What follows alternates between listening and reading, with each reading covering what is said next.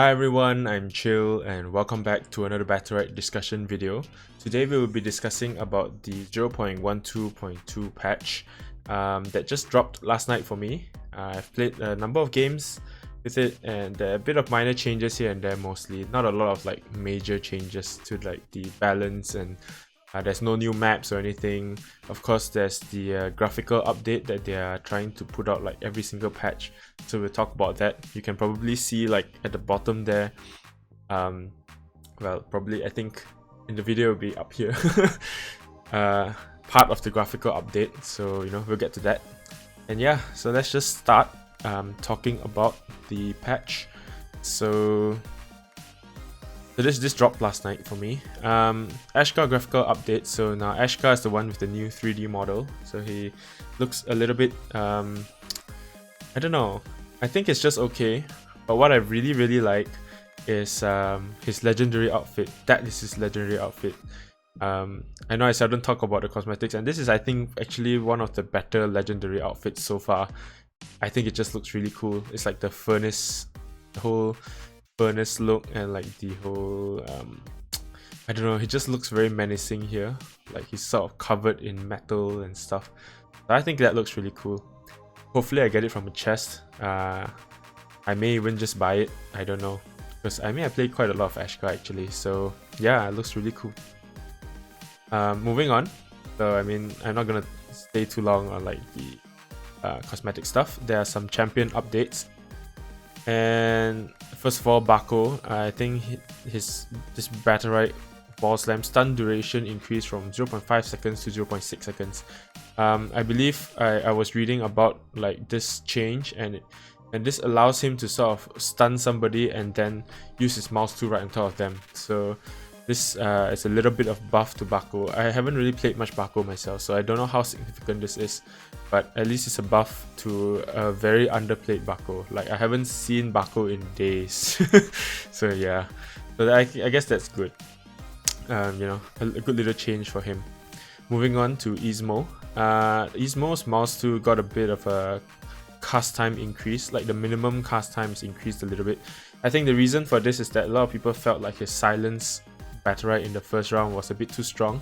Like he had just so much control and just the ability to sort of disrupt the enemies so easily, you know what I mean. So yeah, I think this sort of helps to reduce that a little bit. But that 0.1 seconds, yeah, it might make a difference, but it's probably not that big of a deal. Like Ismo is still good, I would say. Arcane Ward EXQ now ignores global cooldown. I think they did this with a few of the abilities for the other champions as well. So I think it's just to sort of make it in like it's the same. So like all these shield abilities, like when you put on yourself or somebody else, it's like you just ignore the global cooldown. You can just put it whenever, which helps, I guess. It's a small buff, but not a big deal, I think. Moving on to Freya. I think this is a pretty big change. I recently just did the Freya guide, so I'm a bit annoyed that they changed a little bit of stuff. So it's a little outdated now, even though I just put it up like a few days ago. But anyway, the change was to her charged lightning Battlerite in her first round. And this was the Battlerite that gave you the ability that when you jump onto somebody, you deal like some damage in that small AoE where you land. And then if they have static on them, you stun them. Right, so that, and also do the damage, of course. So they changed it so that now there's no longer that 8 damage there. But what happens is when you land, you will stun enemies affected by static, so that's the same. But if you land and the enemy doesn't have static or anything, then you inflict static onto them. So this is a big deal because while it doesn't have the damage anymore, which will probably take some adjusting, well, at least for me, you can now actually just jump onto someone and mouse to them to incap them. So it makes it that much easier for Freya to incap somebody. You of course deal a little bit less burst damage, so it's a little bit less annoying in terms of the damage that you'll be taking from an enemy Freya. But you also are able to incap them that much more often. You can like inflict static and then you just E. A lot of people, like when you jump onto them, they just put up the counter and then you sort of like, you gotta E them, right? And so now when you jump onto them, you inflict static, if they don't have static already, and then you can jump, and that sort of like gives your E a little bit more damage and stuff like that. So I think it's pretty strong. It's a bit of like a buff and a nerf at the same time. It's probably somewhat equal. Like the 8 damage was actually quite significant. Every single time you jump with somebody is 8 damage, and over like a run round, you could jump onto an enemy like at least 5, 6, 7 times, and that's like what, a total of, I don't know, 50 or 60 damage just from the jump alone. So you lose a lot of damage, but you also gain the ability to incap an enemy that much easily. So I think it's, you know, good and bad, I guess. Depends on how you like to play Freya. I mean, if you're the kind that really likes to burst someone down, then you can't do it as often anymore because, like, you know, you don't have as much damage. But at least you can control the fight more. So that's kind of okay. That's kind of nice. Jade got a little bit of a change. This is Concussion Bomb is a second round Battlerite, which gives her spacebar like a very long stun to enemies around her. So usually, like, people always complain like the stun is like very long. It stuns people for like 1 second, which allows her to sort of shoot like a whole clip onto them. So, which was a bit too strong, people felt. So I think this is quite an okay change. It was very, very annoying to deal with as a melee champion. Like, if you're fighting against Jade and you're having to deal with this, is actually quite annoying. So I think this is quite fair, I would say. 1 second to 0.75 seconds. 0.75 seconds is still a pretty decent amount of time. So I think it's okay. It's fair. I don't think it'll make Jade really bad or something, because the only time that you usually pick this Battlerite is against melee champions anyway. So yeah, I think yeah, very fair. It's a very fair change. I can't think of any other word other than fair, but yeah, it's a very good change, I think. Moving on to Jumong, they changed his EX Mouse 2, his Seeker's Arrow ability, so that the steady shot Battlerites trigger only on the 3rd hit instead of the 1st hit. So typically, I mean, I say typically, but before this, Jumong's EX Mouse 2, the 1st hit will like stun or you know, do, because if you take the 1st round Battlerite, which gives the stun for your Mouse 2 for Jumong, the 1st hit of the EX Mouse 2 also stuns the enemy for a short while, and this was typically very overpowered, because like when you stun someone with your EX Mouse 2, means the 2nd hit will also land and all that stuff. So people were like saying that it's a bit too strong.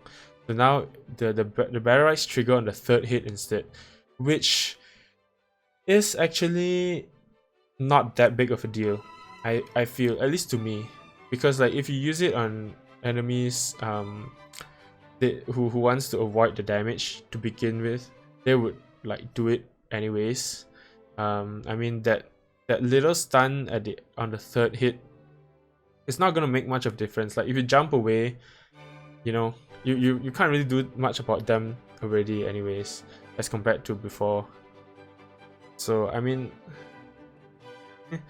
yeah, you can argue that damage now is better than damage later, but I think it's still alright. Like when I fought against another Jumong yesterday, and he managed to like land all these EX Mouse 2s, it still hurt. And when you time it right, when you use it at the correct time, it still hurts like crazy. So yeah, it's just, you just gotta adapt your playstyle a little bit, is what I think. Yeah, the Viper now displays the correct duration. Before that, they said it was 3 seconds, but it actually lasted for 1 second. Now they changed it so that it reads 1 second now. So it's just a minor change. I think Pearl, yep, nothing much here. Unused energy gain variable in tooltip, right? Okay, it's just fixing some of the tooltips and all that. So okay. Pestilus, Battlerites Hive Mind recast can now be used immediately. Previously had a 0.3 second delay. So I believe this was the Battlerite to move the Queen, if I'm not mistaken. I'm not too sure, but now you can move it immediately, which is, I think, a pretty decent change actually, because I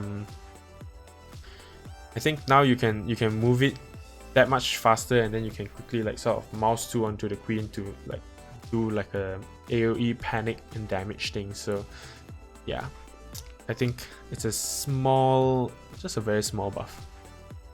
Moving on to Paloma, this Spectre is a Battlerite which makes her mouse 2 invisible, so like when she mouse 2 on herself or her allies, they become invisible. So I think now they no longer have that eye icon, like enemies can't see the eye icon on top of you, on top of them anymore to see where you are. So I think that's pretty good, because I mean, when people are under the effects of other side, or rather Paloma's mouse 2, they can't really attack anyways. Of course they can break it and attack out of nowhere, right? But I think it's just a tiny buff, I would say. Tiny buff. not a big deal, but a tiny buff. Moving on to Rukan. Rukan got a little bit of buffs. Reduced post cast time from 0.3 seconds to 0.25 seconds. So this means that after Rukan attacks with his charge mouse 1, which people usually take the silence Battlerite in the first round, so he can attack 0.05 seconds faster. It's a tiny buff. I don't think it's a big. It probably is a big deal. Like if you silence somebody with 0.7 seconds, you can probably fit in like 1 or 2 attacks in, because of this reduced post cast time instead of just 1. I believe it was just 1 last time. So I think you can probably fit 2 in now. Not too sure. Probably got to test that out for myself and see. But yeah, I think Rukan got some nice buffs, and also his consume or his Q ability has its cooldown reduced, so that's pretty good. Moving on to Shifu, I think this is just mostly a bug fix, I think, for the thrust Battlerite, and so I won't cover too much about it. And Whirling Blade, energy gain reduced from 30% to 25%, so this makes it so that he doesn't actually gain energy from using his R when he hits somebody. I believe that's what this Battlerite was. So yeah, I think seems fair as well. Shifu is in a decent spot, so that's okay, I guess. Just a little bit of a minor nerf. Moving on to Sirius, space and EX space cast time reduced, so a little bit of a buff to Sirius. I think he hasn't been seeing a lot of play lately. I haven't seen a lot of Sirius myself as well, just like Paco. Like I feel like they've just disappeared or something. So that's pretty good. I don't really play much Sirius, but seems like it's actually quite a significant buff, because you're reducing the cast time by half pretty much. Means he can avoid abilities that much easier. So yeah, a bit of a boost to his survivability. Moving on to Taya. It's a pretty massive nerf to her EXQ. The hit radius has been reduced by a massive amount. So I've tested it out. The AoE is like super small now. It's still good that because of how fast the cast time is, you will still hit it fairly often, but it won't be like the range won't be very, very long now, because the big radius meant that the range effectively was really long, so it has a bit of a shorter range. But yeah, I didn't feel like Taya needed to be changed like that, but I guess maybe they have stats that we don't know, and maybe they felt that it was warranted, I guess.